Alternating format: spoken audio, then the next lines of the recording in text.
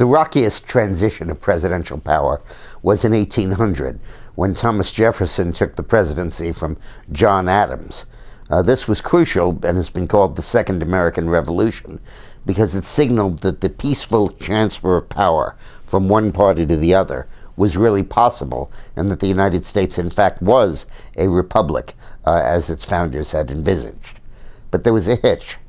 Back then, electors to the Electoral College cast 2 votes, not just one, could vote for 2 candidates, and the person with the second highest number of votes became the vice president. And what usually was supposed to happen is the electors who were committed to the guy who wanted to be vice president would throw away a few of their votes so he would finish with the second highest total. But in 1800, they didn't do that. They all voted for Burr and for Jefferson. Aaron Burr was running for vice president as Jefferson's running mate. So he finished second, and he became the would have become the vice president.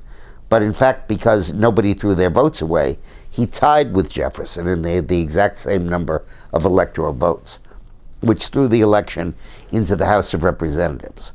And there a stalemate ensued, in which there were 35 ballots to choose the next president.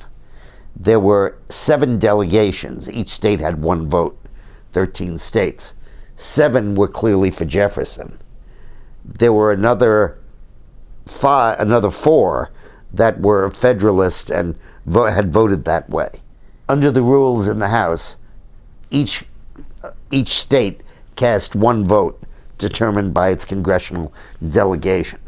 And it didn't matter how many congressmen they had.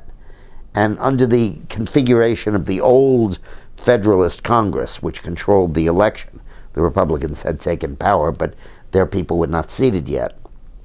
Jefferson could count on the support of only 7 of the 13 states. A number of others were deadlocked and had to cast blank ballots. And after 35 ballots that stretched on for a week and a half, Alexander Hamilton, who was Jefferson's and Burr's worst enemy, threw his support to Jefferson. Must have choked on it in the process. He said, at least Jefferson is honest and Burr is not. That led to the events that ultimately culminated in the duel in which Hamilton was killed. And as a result of Hamilton's intervention, the delegate from Delaware, which had only one vote, because there was only 1 congressman there, voted in favor of Jefferson, even though he was a Federalist. And with that vote, his allies in Maryland and Vermont switched their vote too, and gave Jefferson 10 of the 13 states, enough to be elected president. So a very, very difficult procedure went on, and that was notable for the fact that it didn't lead to violence. Thanks for watching.